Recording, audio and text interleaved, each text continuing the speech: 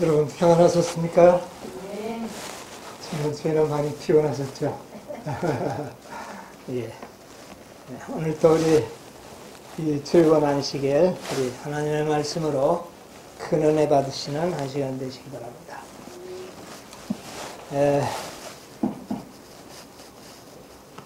오늘은 마태복음 26장에 있는 말씀을 보도록 하겠습니다.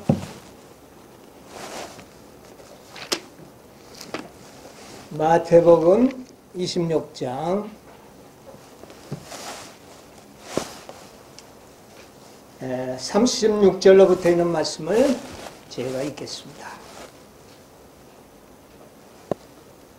이에 예수께서 제자들과 함께 겟세마네라 하는 곳에 이르러 제자들에게 이르시되 내가 저기 가서 기도할 동안에 너희는 여기 앉아 있으라 하시고 베드로와 세베대의 두 아들을 데리고 가실새 고민하고 슬퍼하사 이에 말씀하시되 내 마음이 심히 고민하여 죽게 되었으니 너희는 여기 머물러 나와 함께 깨어 있으라 하시고 조금 나아가서 얼굴을 땅에 대시고 엎드려 기도하여 가라사대 내 아버지여 만일 할만하시거든 이 잔을 내게서 지나가게 하옵소서. 그러나 나의 원대로 마옵시고 아버지의 원대로 하옵소서 하시고 제자들에게 오사 그 자는 것을 보시고 베드로에게 말씀하시되 너희가 나와 함께 한시 동안도 이렇게 깨어 있을 수 없더냐. 시험에 들지 않게 깨어있어 기도하라. 마음에는 원이로도 육신이 약하도다 하시고 41절까지는 읽었습니다. 이제 드디어 우리 예수님의 이 고난의 장면을 우리가 이제 상고하게 되겠습니다.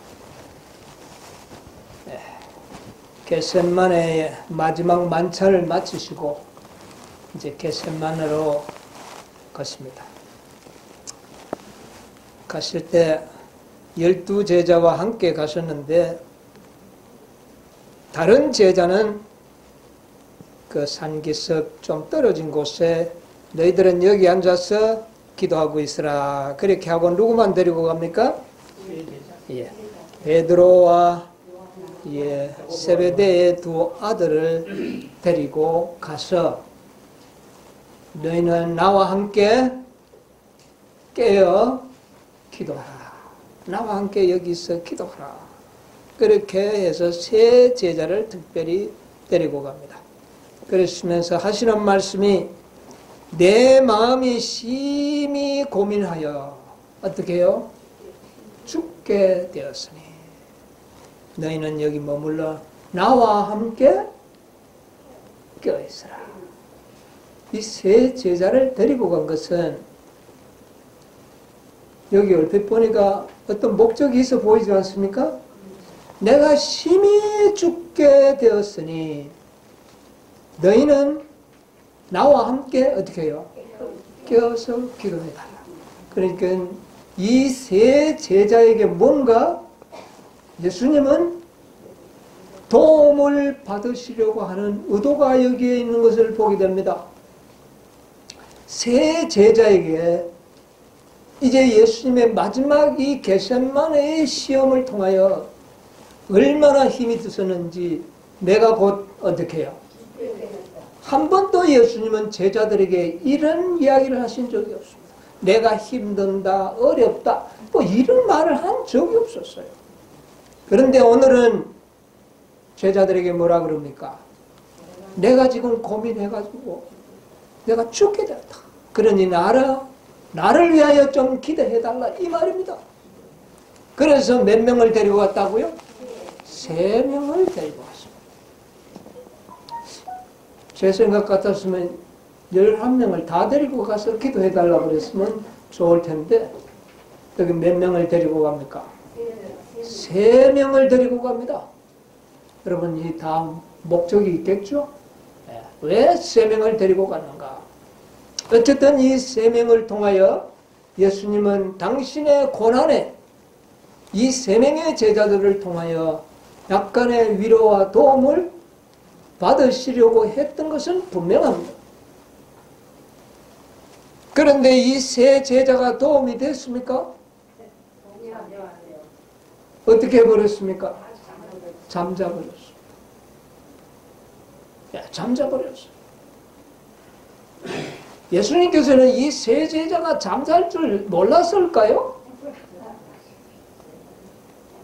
우리가 좀 깊이 생각해 보면 이 세 제자들을 데리고 가봐야 전혀 도움이 안 될 것을 예수님은 아시면서도 그들에게 도움을 원하셔서 데리고 갔습니다. 어떻게 보면 이들에게 도움받는 것이 아니라 마지막 예수님의 마지막 영광의 왕국이 세워지기 직전에 예수님은 그때의 제자들에게 뭔가 도움을 받으려고 하지 않는가. 마지막 영광의 왕국이 세워지기 전에 이 땅에 있을 하나님의 신실한 제자들, 그들이 누굽니까? 14만 4천입니다. 특별히 어떤 사람들이에요? 14만 4천인 중에도 마지막 야곱의 환란을 처음부터 끝까지 통과할 그 14만 4천 명들, 그들은 뭔가 분명히 예수님에게 도움을 줄 수 있는 제자들이라고 하는 사실을 좀 생각해 볼 수 있습니다. 구속의 경륜에 있어서 마지막 이 14만 4천인들을 통하여 구속의 경륜에 있어서 예수님이 도움을 받습니까? 안 받습니까?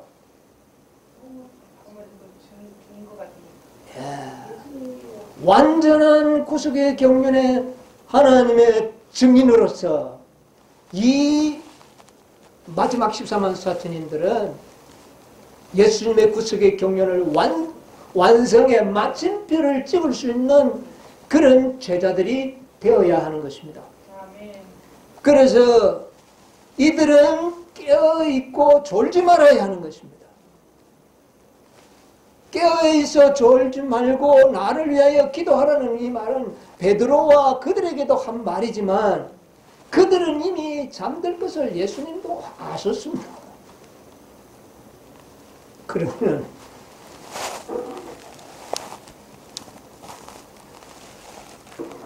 이 세 제자들에게 졸지 말고 깨어 기도하라는 말은 사실은 누구에게 한 말일까요?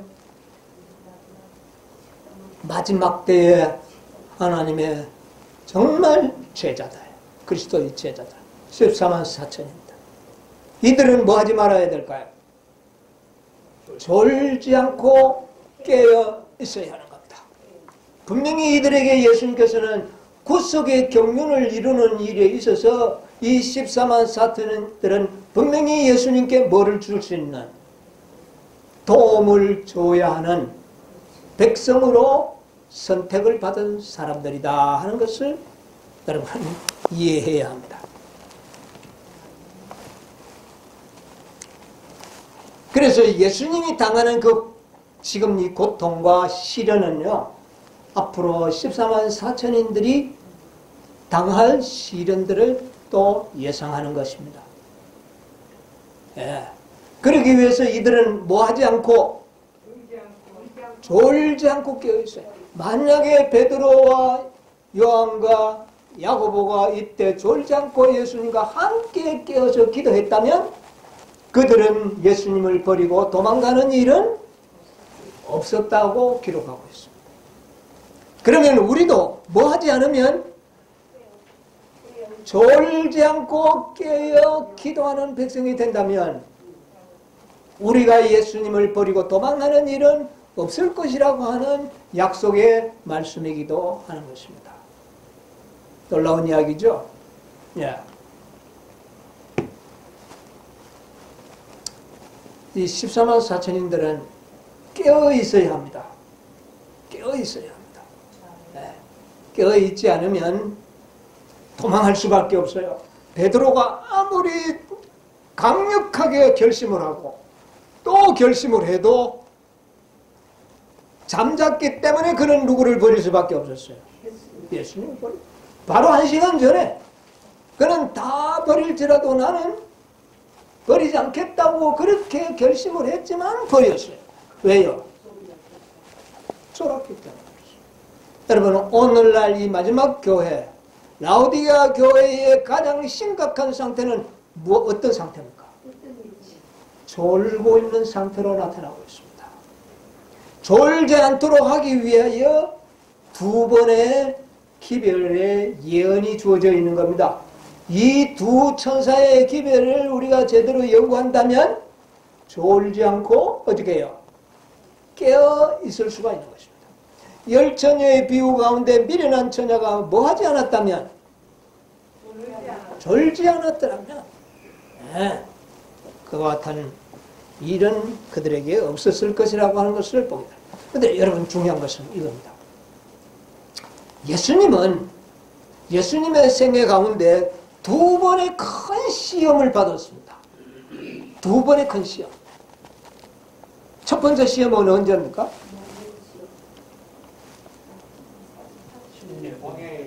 예. 공생애를 시작하기 전에 침례를 받으시고 광야에서 시험을 받았습니다. 이게 첫 번째 시험이에요. 그 광야의 시험 중에 첫 번째는 먹는 시험이었지만 그 3가지가 다 광야의 시험입니다. 그래서 예수님께서는 광야의 시험이 있었고 그 다음에 공생애 속에서 겟세마네 동산의 이 시험은 예수님이 당하는 2번째 시험입니다.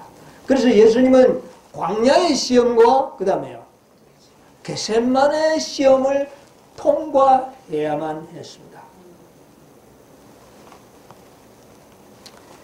광야의 시험은 예수님께서 사람의 아들로서 당하는 시험입니다. 예수님은 이 땅에 오실 때 하나님의 아들이면서 또 누구의 아들입니까? 사람의 아들입니다. 그래서 광야의 시험은 사람의 아들로서 받는 시험이었습니다. 이제 3년 반이 지나고 난 다음에 이 겟세마네 시험은 어떤 신분으로서? 하나님의 아들의 신분으로 시험을 받는 겁니다. 첫 번째, 사람의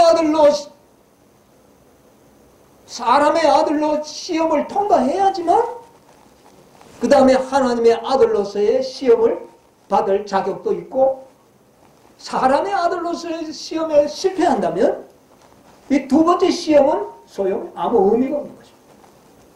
그래서 예수님의 생애 가운데는 2번의 시험이 있었다는 걸 여러분 좀 기억하시면 좋겠습니다. 이것은 구속의 경륜에 있어서 매우 중요합니다.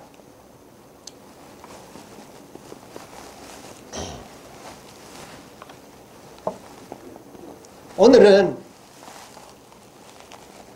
이 사람의 아들로서의 시험. 여러분 우리 다 누구의 아들입니까?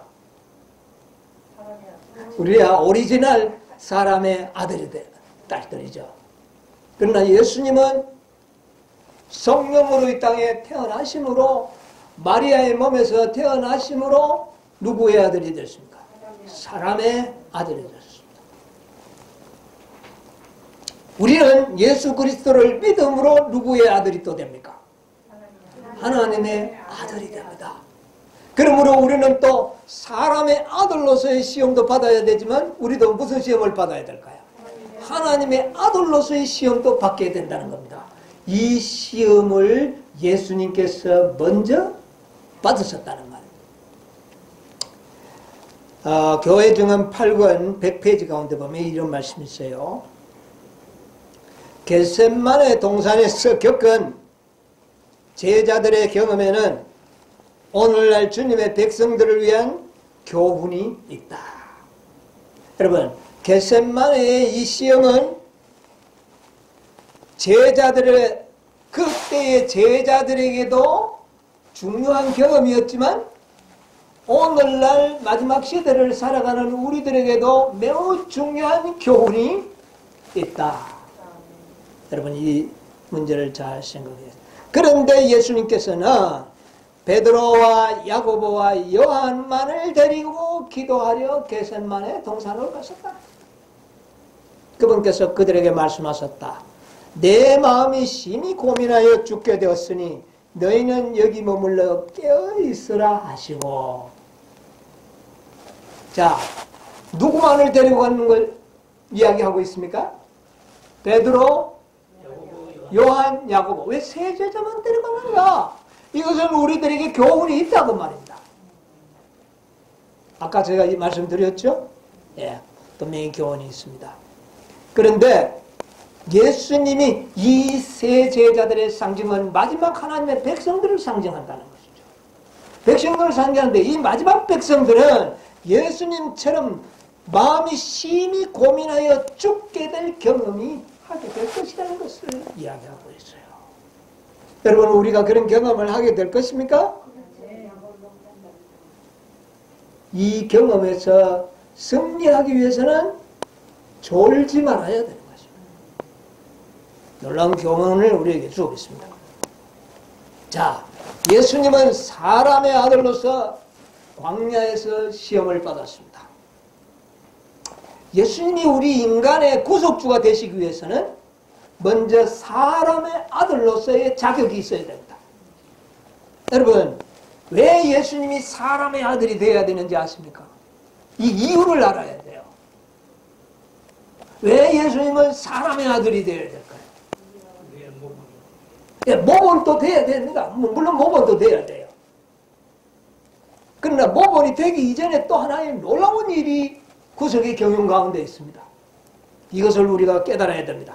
자, 그것을 잠시 좀 말씀드리려고 하는데요. 시편 115편 16절을 한번 찾아봅시다. 시편 115편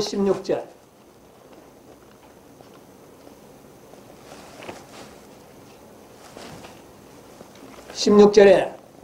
하늘은 뭐라고요? 여호와. 하늘은 누구의 하늘이라고요? 하나님의 하늘이에요. 그러나 땅은 누구에게요? 여러분, 땅은 이 지구는 누구에게 줬다고요? 사람에게 주셨도다.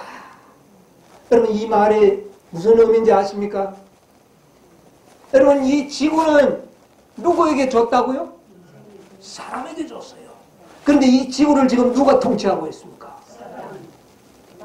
있을 수 없는 일이죠. 그런데 이 지구는 본래 누가 가지고 있었던 겁니까? 하나님이 창조하셔서 누구에게 주었어요? 사람에게 줬다고 말이에요. 그 사람이 누굽니까? 아담입니다. 그런데 그 아담이 이 통치권을 누구에게 줘버렸어요? 사단에게 줘버린 겁니다. 자, 그렇다면 아담이 통치권을 가지고 있었는데 그 통치권을 마귀에게 넘겨줬어요. 그러면 마귀에게서부터 이 통치권을 가져오기 위해서는 이 사람에게 주었던 통치권이 마귀에게 넘겨줘버려요. 합법적으로 넘겨준 겁니다. 이 아담이 스스로 넘겨줬어요. 물론 속았어요. 속았지만 아담이 물려준 겁니다. 그러면 이 지구의 통치권을 받기 위해서는 누구보다 사람이 우리 할아버지 아담이 속아서 그런데 나는 손자인데, 나는 몇 대 손자인데 나는 절대로 이 지구를 내가 갖겠습니다. 이렇게 한다면은 사단이 내줘야 돼요. 왜? 하나님께서 이거는 너에게 준 것이 아니라 누구에게 줬기 때문에? 사람에게 줬기 때문에 아담이 너에게 줬지만 이 손자가 안 준다 그런다. 그러니까 이 손자에게 주라. 그렇게 한다면 사단은 꼼짝없이 이 지구의 통치권을 어떻게 해요? 손자에게 줘야 돼요. 그런데 그런 손자가 있어요? 아무도 없어요. 태어나는 사람들마다 다 누구의 종로로 돼버리니까 사단에게 종로로 돼버려요. 그러니까 이 지구의 통치권을 받을 사람이 이 땅에는 없습니다. 그래서 이 지구의 통치권을 받기 위해서는 예수님이 어떻게 돼야 돼요? 모본이 되기 전에 먼저 뭐가 돼야 돼요? 사람이 되어야 합니다. 사람이 되어야지만 이 지구로의 통치권을 받을 뭐가요? 자격이 있는 겁니다. 자격이 있고 난 다음에 모본이 되든 뭐든 해야 돼요. 무슨 말인지 아세요? 그래서 예수님께서는 먼저 뭐가 되어야 하느냐면은 사람의 아들이 되어야 돼요. 왜? 이 지구를 누구에게 줬기 때문에? 사람에게 줬기 때문에. 그래서 예수님은 사람의 아들로 태어나셔서 사단에게 이 지구의 통치권을 나에게 이제 어떻게 하라? 돌려내라. 그래서 마귀에게서부터 예수님께서는 정정당당하게 마귀의 지구의 통치권을 예수님이 어떻게 해요? 넘겨받는 것입니다. 근데 이제 방금 이야기했듯이 그렇게 되기 위해서는 마귀에게 종로로 하는 행위가 한 번이라도 있다면은 그 자격을 상실하게 되는 겁니다. 그래서 과연 사람의 아들로 왔지만 마귀에게 종로로 하는지 안 하는지에 대한 뭐를 통과해야 돼요? 시험을 통과해야 되는 것입니다. 그래서 광야에서 사단이 예수님을 광야로 어떻게 해요? 몰아내셨다고 그랬어요. 왜? 뭐를 받기 위해서? 시험을 받도록 겁니다. 만약 예수님이 사단에게 순종한다면 뭐가 되어버려요?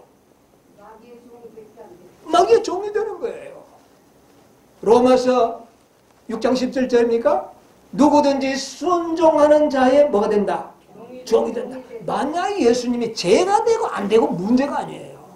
떡 만드는 게 종이 되는 게 아니에요. 아, 참, 죄가 되는 게 없어. 뭐, 떡 만드는 게 왜 죄입니까?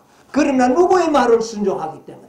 사단의 말을 순종한다면 예수님은 또 마귀의 종이 되기 때문에 지구를 돌려받을 자격을 잃어버리고 순종하면 마귀에게 통치권을 돌려주는 행위예요. 그러므로 예수님이 당하는 이 광야의 시험은 이 지구를 돌려받을 수 있느냐 없느냐의 자격을 가질 수 있는 놀라운 시험이었습니다. 여러분, 만약에 예수님이 한 번이라도 사단의 말에 동의했다면, 순응했더라면, 조금이라도 기울어졌더라면 뭐가 없어지는 겁니까? 이 지구를 돌려받을 자격을 상실해버리는 겁니다. 그러므로 예수님께서는 이 세 번의 시험이야말로 정말 놀라운 시험이었습니다. 여러분, 그 시험이 성경에는 아주 간단하게 기록이 되어 있어서 뭐 그런가 보다 하지만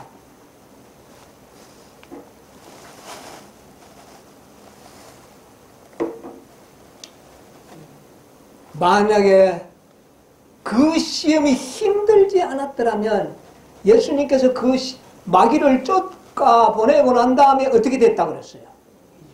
기진하여 쓰러진지라. 얼마나 힘든 시험이었는가를 그 마지막 기록을 통하여 그 시험이 힘든 시험이었다는 것을 알게 돼요.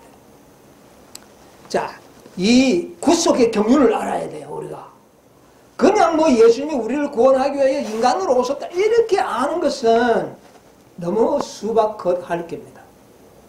사람의 아들로서 오셔야만이 지구를 돌려받을 수 있는 자격을 얻게 되는 것이고, 그 자격을 얻기 위해서는 단 한 번에도 사단의 말에 순종하는 행위가 있으면 안 된다는 것입니다.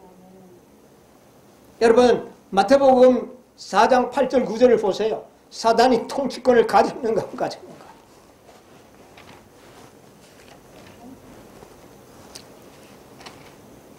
4장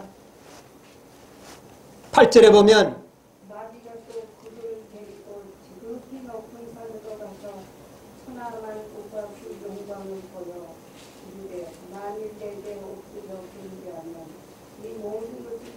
예, 예수님께 당당하게 이야기하고 있지 않습니까? 마귀가 네가 나에게 경배하면 이 지구를 누구에게 주겠다? 너에게 주겠다. 그러나 그 말에 동의했더라면 그는 누구의 종이 되어버려. 지구는 얻을는지 모르지만 누구의 종이에요? 마귀의 종이 되는 겁니다. 그러므로 사단은 당당하게 지구의 통치권을 뭐하고 있습니까? 여기에 주장하고 있잖아요. 네. 그래서 이 마귀의 통치권을 뺏어오기 위해서는 예수님은 반드시 뭐가 되어야 한다? 사람이 되어야 한다. 그래서 온전한 뭐를요? 생애를 살아야 한다. 여러분, 그리스도의 성육신에 대한 분명한 이해가 여기에서 나타나고 있지 않습니까? 만약에 예수님이 인간이 아닌 신의 속성을 가지고 인간의 형체를 가지고 와서 이 땅에 살았다면 사단이 그걸 누가 인정하겠어요? 완전히 그런 인간으로서 이 땅에 사셨다고 하는 사실을 여기에게 분명히 보여주고 있는 것입니다. 그래서 예수님께서는 인간으로서는 유일하게 사단의 통치를 거절했던 사람이 되는 겁니다. 그리고 그가 흠과 점이 없는 생애를 모본으로 인간으로서 보여주셨어요.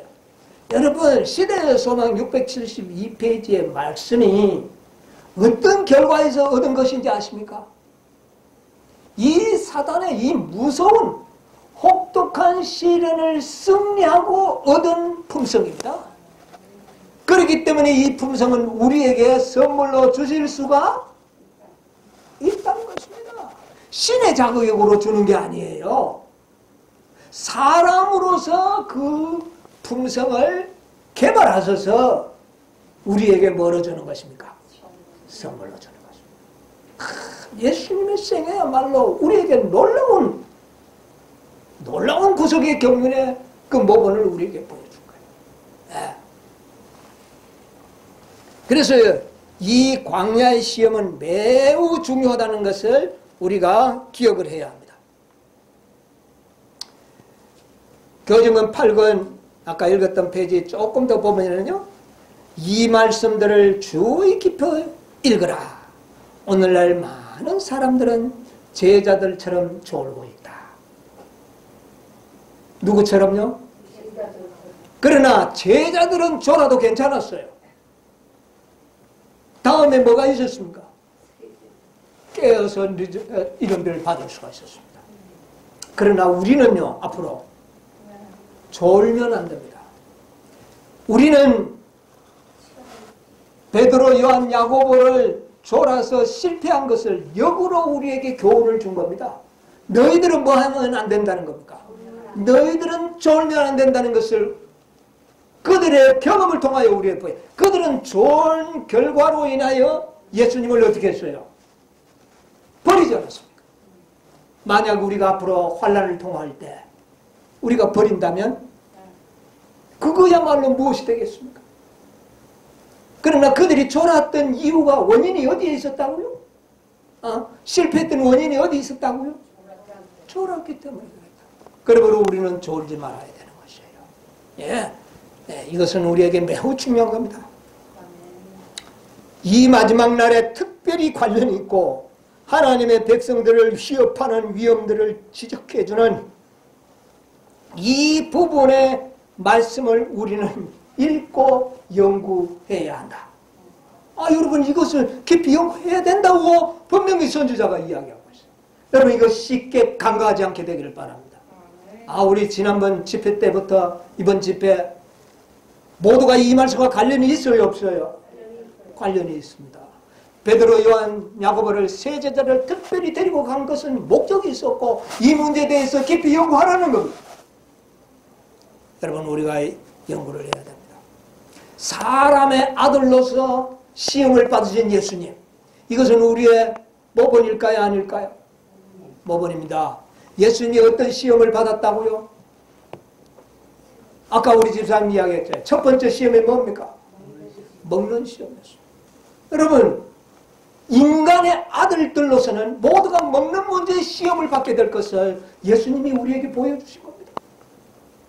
여러분, 먹는 문제 시험 받습니다. 우리 깊이 생각해야 되겠어요. 그런데 그 물도권 안 먹으면 또 되느냐? 그것도 또 아니에요. 어쨌든 먹는 문제가 우리에게 뭐가 될 것을?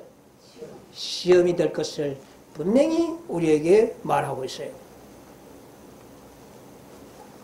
예수님께서는 시대의 소망 116페이지 가운데 보면 이런 말씀했어요.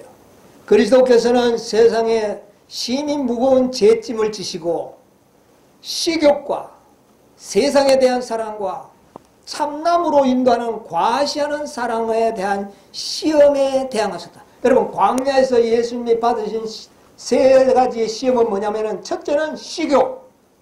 뭐를 먹느냐 안 먹느냐 이게 문제가 아니에요. 문제는 뭡니까? 식욕.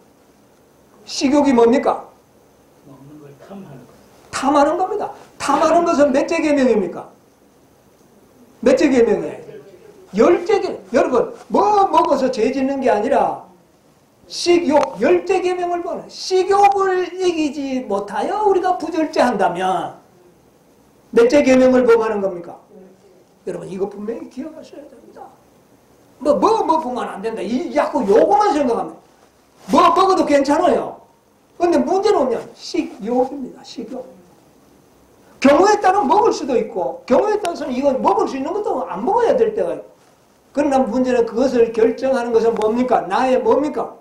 식욕. 먹고자 하는 욕심.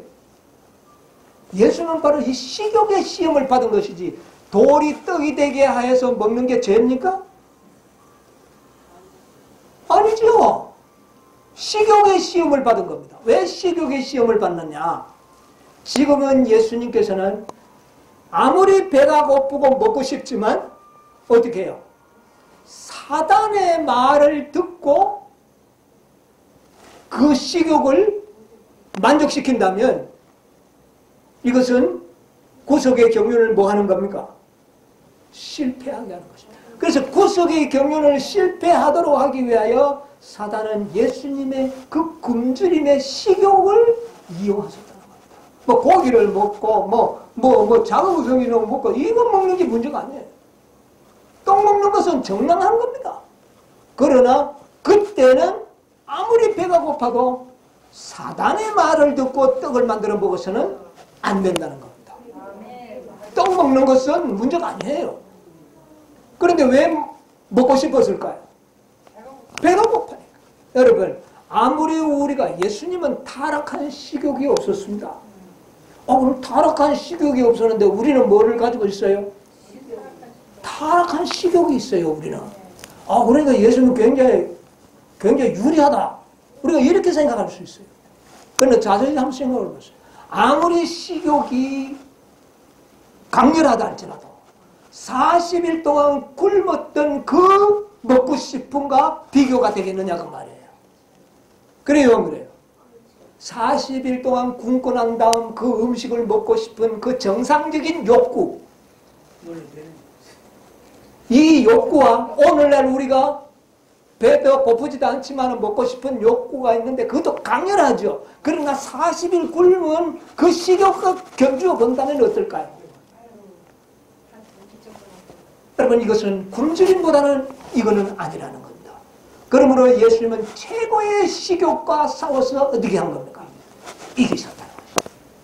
그런데 왜 이길 수가 있었느냐 그 말이에요. 예수님은 만약 그가 자신의 사명감을 알지 못했다면 과연 그 식욕을 이길 수 있었겠느냐 그 말이에요.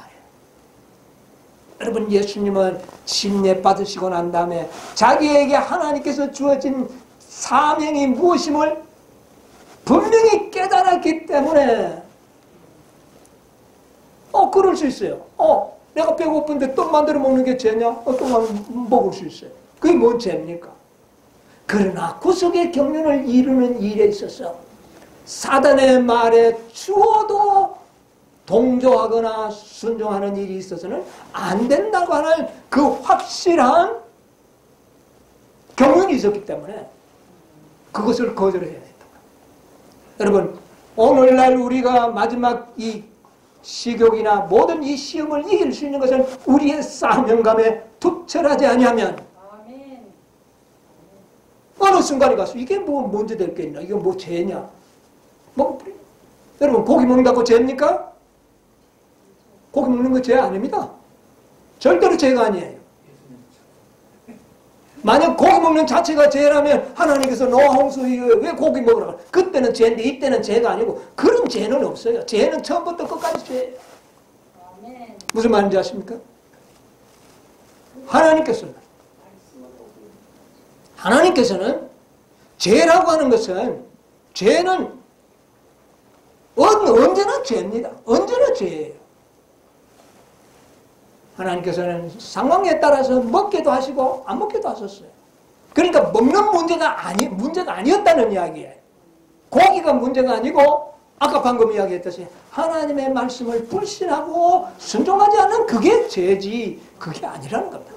그러므로 먹는 문제는 그 물질에 어느 국한시키면 안 되고 우리가 알아내는 것은 식욕을 이야기하는 것입니다. 식욕. 우리는 오늘날 우리의 식욕을 억제해야 할 중요성을 분명히 우리에게 말씀해 주셨습니다. 그런데도 불구하고 먹는다면은 뭐가 되는 겁니까?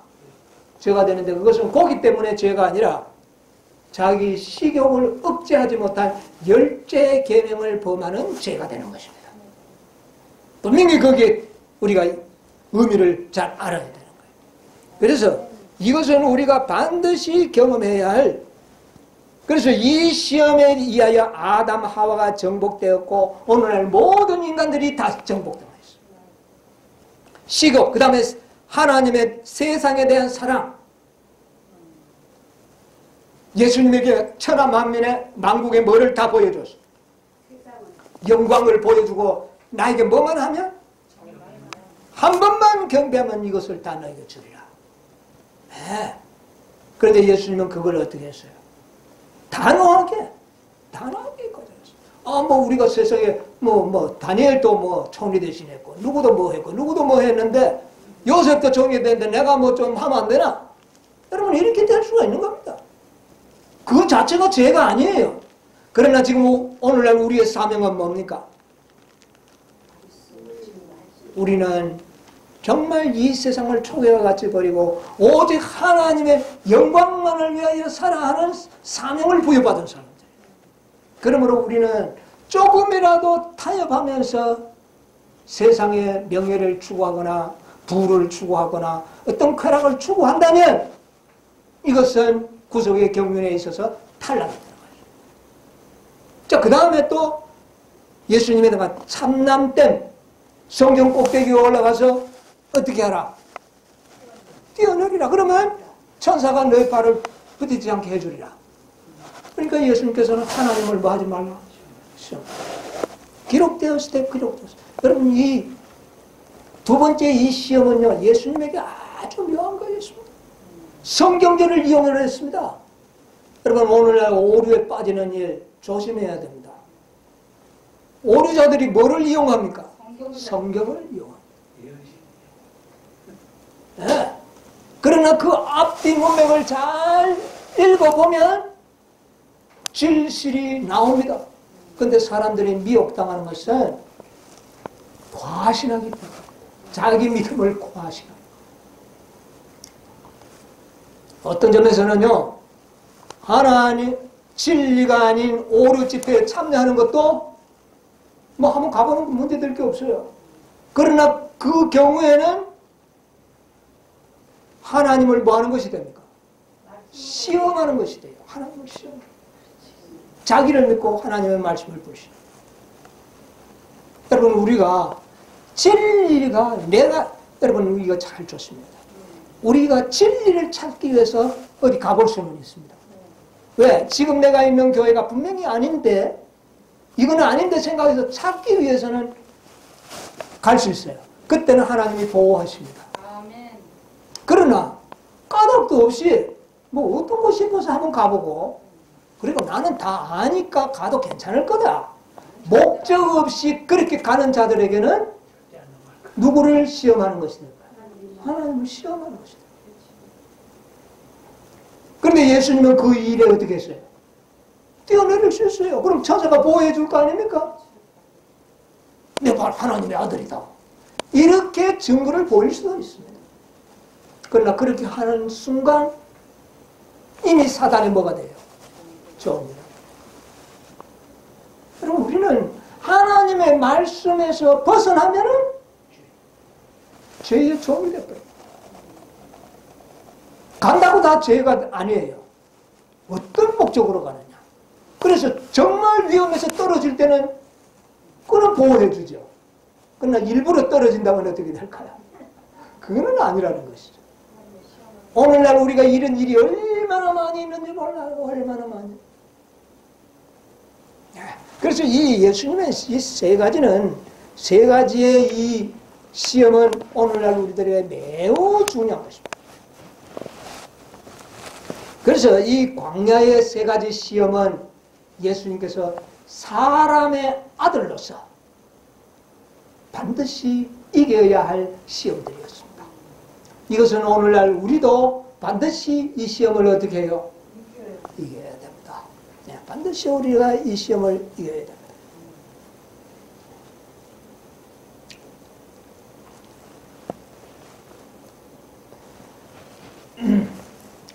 여기 시대소만 117페이지 보면 이런 말씀이 있어요. 사단은 하나님의 율법은 불공평하고 순종할 수 없다는 증거로서 아담의 범죄를 가르쳐 왔다.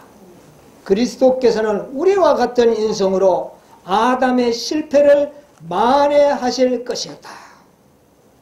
좀 나가서 4천년간 인류는 체력과 정신력 등 도덕적 가치가 퇴보되어 왔다. 그리고 그리스도께서는 이와 같이 퇴보된 인류의 연약함을 지었다. 이렇게 하심으로서만 그는 인류를 쇠퇴의 깊은 구렁에서 구출하실 수가 있었다. 이게 구속의 경륜입니다. 예수님은 사람의 아들로서 시험을 받아야 합니다. 그 다음에 시대소망 114페이지, 15페이지 가운데 보면 이런 말씀이 있어요. 세상을 위한 중대한 문제들이 빛의 임금과 흑암의 나라의 지도자와의 투쟁에 걸려 있었다. 이 바로 광야에서 이 싸움에 인간의 운명이 어떻게 해요? 걸려 있어요. 여기서 예수님이 한 번이라도 사단에게 동의하셨다면 인간들은 운명이 끝난 거예요. 걸려 있었다. 사단은 사람을 유혹하여 범죄하게 한 후에 이 지구를 자기의 것이라고 주장하고 자신을 이 세상의 임금이라고 자칭하였다. 이제 이거 인간이 좋기 때문에 내 거다는 겁니다. 그러므로 예수님은 인간이 되어서서 죄 없는 생애를 사시고 사단으로부터 이 지구를 찾아내야. 그래서 우리에게 어떻게 하는 것입니다. 돌려주시는. 이게 구속의 경륜입니다. 그래서 그는 사람의 아들이 되셨다. 사람의 아들. 그래서 이 사단은요, 만약에 예수님이 오시지 않았다면 이 지구는 영원토록 누구의 왕국이 될까요? 사단의 왕국. 하나님께서 그걸 용인할 수밖에 없어요. 꼼짝없이 사단의 왕국이 되는 거예요. 인간들은 죽으면 또 태어나고 또 태어나고 또 태어나는 겁니다. 죄악은 영속되는 거예요. 그래서 아담이 지은 죄가 얼마나 무서운 죄인가를 깨달아야 되는 겁니다. 여러분, 이 겟세마네 동산에서의 예수님의 시험은 하나님의 아들로서의 시험입니다.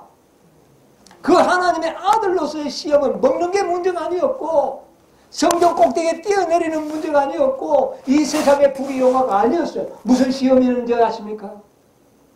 죄에 대한 시험이었습니다. 죄의 무서움. 얼마나 죄가 무섭다는 것을 예수님은 처절하게 죄의 무서움에 그 공포심에 눌려서 내가 지금 심히 고민하여 어떻게 해요? 죽게 되었을 때 그 고민은 무슨 고민일까요? 죄의 고민입니다. 예수님 한 번도 죄를 안 지었는데요? 그런데 무슨 고민이 있어요? 집사님의 죄, 집사님의 죄, 집사님의 죄, 장로님의 죄. 이 죄를 다 누가? 예수님이 가져갔었어요. 여러분, 예수님이 우리가 회개할 때에 예수님이 죄를 가져갈 때 그냥 가져가는 게 아닙니다. 우리가 받아야 할 죄의 값을 그가 다 어떻게 해요? 치러야 하는 겁니다. 그 죄의 중함의 중력을 느낄 때 예수님은 내가 심히 고민하여 죽겠다. 이거는 첫째 고민과는 또 다른 차원의 고민입니다. 여러분, 이것은 하나님의 아들로서의 고민.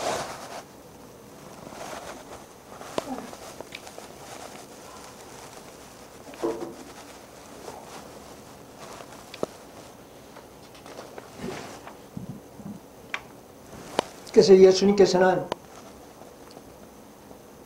베들레헴의 어린 아기로 태어날 때부터 30년 동안 사람의 아들로서의 시험을 받고 하나님의 아들로서는 3년 동안 하나님의 아들로서 시험을 받으신 거죠. 그 클라이막스가 겟세마네. 여러분, 이 겟세마네를 연구해야 됩니다. 겟세마네를 연구하게 될 때 우리도 죄의 심각성을 깨닫게 되는 겁니다. 여러분, 14만 4천인들은 죄의 심각성을 충분히 경험하는 자들이 되어야 합니다. 그래서 이들의 생애에서는 죄가 영멸되어야 합니다.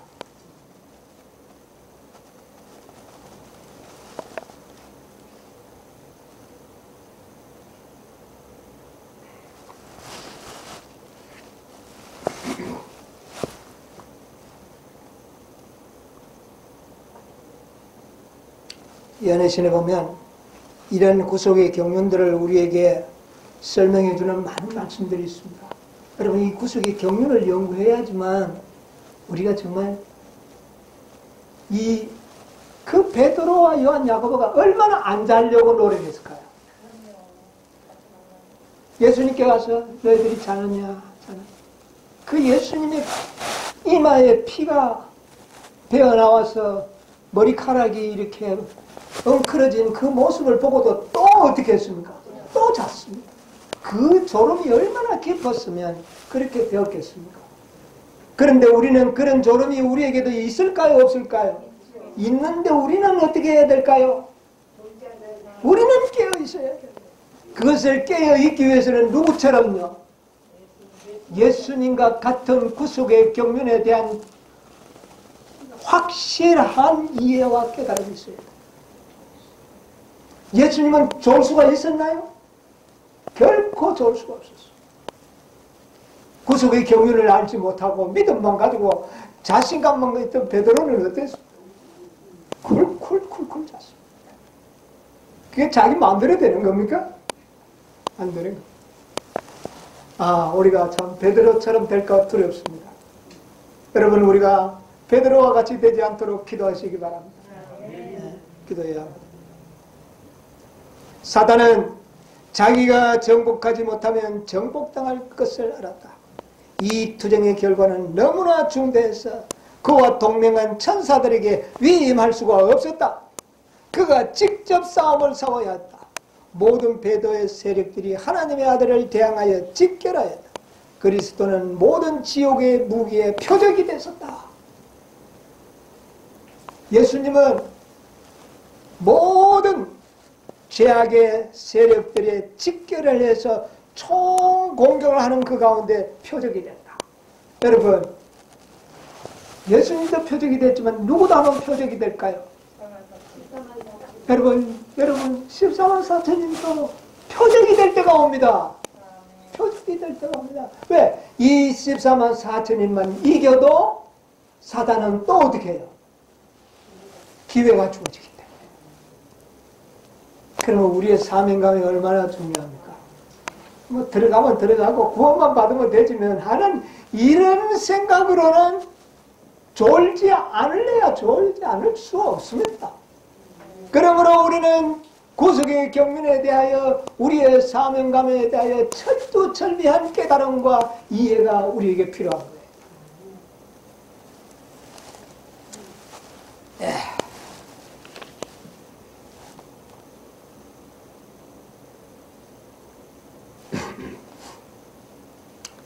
예수님이 사람의 아들로서 이 사단과의 싸움을 여기에 이렇게 표현을 하고 있습니다. 시대소망 119페이지 보면요. 사단과 하나님의 아들이 처음 맞서 싸웠을 당시 그리스도께서는 하늘 만군의 사령관이셨다. 자, 사단과 예수님의 최초의 전쟁은 어디서 있었습니까? 하늘에. 이때는 예수님은 총사령관, 그리고 마귀는 예수님 밑에 부하였습니다. 쉽게 말하면. 그러나 이제는 어떻게 됐습니까? 그러나 이제는 그들의 형편이 역전된 것 같았다. 이제는 역전이 되었다는 것이죠. 사단은 자기에게 유리하다고 생각하는 것을 최대한 이용했다. 이제는 사단은 영물이요, 예수님은 어떤 존재? 완전한 사람의 아들이 되어버렸어요. 이거는 완전히 전세가 어떻게 됐어요? 역전이 됐다. 야, 신적인 존재라면 이적을 행함으로써 자기의 주장을 확정할 수가 있었을 것이다. 그런데 이 사람의 아들로서 이겨야 되는데 이적을 행해버린다면 사람의 아들로서의 자격을 어떻게 해요? 잃어버려요. 그래서 사단은요, 계속 네가 하나님의 아들이었던 떡덩이가 돌이 떡덩이 돼서 뭐를 활용하도록 한 겁니까? 신성. 놀라운 겁니다. 행함으로써 자기의 주장을 확정할 수가 있었을 것이다. 내가 만일 하나님의 아들이었던 명하여 이 돌들이 떡덩이가 되게 하라고 창조력을 행사하는 이와 같은 일은 신성에 대한 결정적인 증거가 될 것이라고 그 유혹자는 증거했다. 말은 맞죠? 네가 이렇게 하면 네가 하나님의 아들인 것이 분명하다. 그러면 내가 너를 뭐하마? 믿겠다. 그것으로 그러나 투쟁은 끝날 것이다. 사단이 승리해버린 것. 예수님도 그런 마음이 있을까요? 없을까요? 그래서 자기 신성을 한번 나타내고 싶겠죠. 예수께서는 침묵 가운데서 대기만자의 말을 들으실 때에 심적 투쟁이 있었다 없었다? 있었다. 여러분, 예수님이라고 그 마음이 없었던 거 아닙니다. 그러나 그는 뭐를 잊어버리지 않았습니까? 나는 뭐를 행하지 말아야 된다? 나 자신을 위하여 이적을 행해서는 안 된다 하는 것을 잊어버리지 않았습니다. 여러분, 잊어버리면 안 되는 겁니다. 여러분, 우리의 사명감 잊어버리면 안 됩니다. 우리가 실수할 경우는 우리의 사명감을 잊어버릴 때 그렇게 돼요. 예수님은 잊어버리지 않았어요. 그러나 하나님의 아들께서 자신의 신성을 사단에게 입증해 보이거나 자기 비하의 이유를 설명해서도 안 된다. 여러분, 사단이 유혹할 때는 설명도 하지 마세요. 설명도 하지 마세요. 상대를 하지 말아야 돼요. 상대하지 말아야 되는 거예요. 그 다음에 좀 지나서 그리고 그리스도께서는 당신 자신의 유익을 위하여 신적인 능력을 사용해서는 안 됩니다. 여러분, 잊어버리면 안 됩니다. 하나님의 능력을 아무데나 사용하면 안 됩니다. 우리도 하나님의 능력을 우리 아무데나 사용하면, 기도도 아무데나 가서 사용하는 게 아니에요. 여러분, 어디 가서 기도할 때 꼭 기도해 주려고 하면 무조건 기도해 줄 때가 있죠. 기도할 때도 조심해야 돼요. 저는 누가 와서 아픈 사람한테 기도해달라고 하면 함부로 기도 안 합니다. 여러분, 우리가 자칫 하나님의 뜻을 어그러질 수 있어요. 그 사람이 부절제 해가지고 자꾸 그래서 병이 들리는데 병만 나서 주는 기도하면 그거 안 되는 거예요. 예를 들면 그렇다는 거예요. 그는 우리가 당할 수 없는 시험을 당하심으로 우리에게 믿음과 순종의 모본을 남겨주시기 위하여 오셨다. 이 경우에서나 또는 그 이후 그의 지상생의 어떤 경우에서도 그는 자신의 유익을 위하여 이적을 행하지 않으셨다.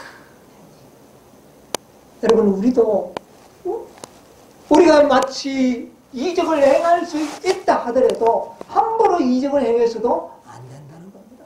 다시 말하면 함부로 기도해서도 안 될 때가 있어요. 이것은 왜 그러냐면 우리가 사단의 함정에 빠질 수가 있어요. 그만큼 예수님은 자기의 사명에 철두철미하게 깨어 있었다. 그래서 깨어 있다는 말이 뭡니까? 자기의 사명관과 모든 그 하나님과의 이 약속 관계를 분명히 잊어버리지 않아야 된다는 겁니다. 여러분, 우리가 말씀을 너무 자주 잊어버리잖아요. 너무나도 자주 우리의 인도에 오심을, 섭리를 잊어버리잖아요. 이러면은 우리도 베드로처럼 쫄게 되는 것입니다. 그래서 우리는 정말 예수님이 그의 생에서 승리의 삶을 살 수 있었던 그 모본을 남겨주신 것처럼 우리도 이 모본을 따라가야 되는 것이에요. 여러분, 우리도 사람의 아들로서 승리해야 합니다. 이 승리한 자들이 하나님의 아들로서 시험을 받게 될 것입니다. 여러분, 하나님의 아들로서의 시험은 예수님은 겟세마네에서 시험을 받으셨고 우리는 언제요? 야고보의 환난 때 우리는 하나님의 아들로서 시험을 받게 될 것입니다. 여러분, 그때 우리 모두 다 승리하시게 되기를 바랍니다. 그때 승리하기 위해서는 다 버릴지도 나는 안 버린다고 그런 결심만 가지고 되는 것은 아닙니다. 베드로처럼 졸아서는 안 되는 것입니다. 여러분, 예수님처럼 자신의 사명에 철두철미한 깨달음과 믿음으로 준비되지 않으면 우리는 실패하게 될 것입니다. 우리도 분명히 하나님의 아들로서 시험을 통과할 때 그때 우리 모두가 승리하도록 하기 위하여 새 제자의 실패를 우리에게 거울로 보여주신 것입니다. 뭐 하지 말라는 겁니까? 졸지 말고. 왜 졸았을까요? 왜 베드로가 졸았을까요? 예수님의 말씀을 그대로 믿음으로 받아들였더라면 졸지 않았을 겁니다. 지금 예수님은 십자가를 지기 위하여 지금 피땀을 흘리며 기도하신다는 것을 그가 깨달았다면 졸았을까요? 그거 알았다면 안 졸았습니다. 1시간 전에 예수님이 내가 죽을 것을 이야기해도 그대로 믿었나요? 안 믿은 거예요. 그 결과 그대로 졸은 겁니다. 만약 그것을 깨달았다면 이제야말로 예수님은 우리의 죄짐을 지시기 위하여 이런 투쟁의 기도를 하시는구나. 그래서 그들이 기도했다면 예수님은 얼마나 도움이 됐을까요? 큰 도움이 됐을 겁니다. 그러나 그들은 그것을 깨닫지 못함으로 잠자게 된 거죠. 여러분, 우리는 이 사실을 잠자는 자가 되지 않도록 하기 위하여 오늘 우리에게 이런 구속의 경륜을 우리가 연구하는 것입니다. 여러분, 이 시간 졸면 그때도 졸립니다. 조심하시기 바랍니다. 구속의 경륜을 배우지 못하면 졸게 되는 것이에요, 여러분. 나는 안 졸 것이다 그렇게 해서 안 졸은 게 아니에요. 베드로가 예수님의 죽으심과 십자가의 죽으심에 대해서 이야기할 때 그 구속의 경륜을 이해하고 받아들였더라면 그들은 졸지 않고 예수님과 함께 기도했을 겁니다. 그랬다면 자신도 승리하고 예수님도 얼마나 수월하게 그 시험을 통하지 않겠습니까? 이제 우리는 뭐 하지 말아야 될까요? 그래서 오늘 제가 구속의 경륜을 이야기한 겁니다. 우리도 역시 사람의 아들로서 또 하나님의 아들로서 시험을 받게 될 것이라는 사실을 기억하면서 이 시험을 대비하여 준비하시는 여러분과 제가 되기를 간절히 바라면서 말씀을 마치겠습니다.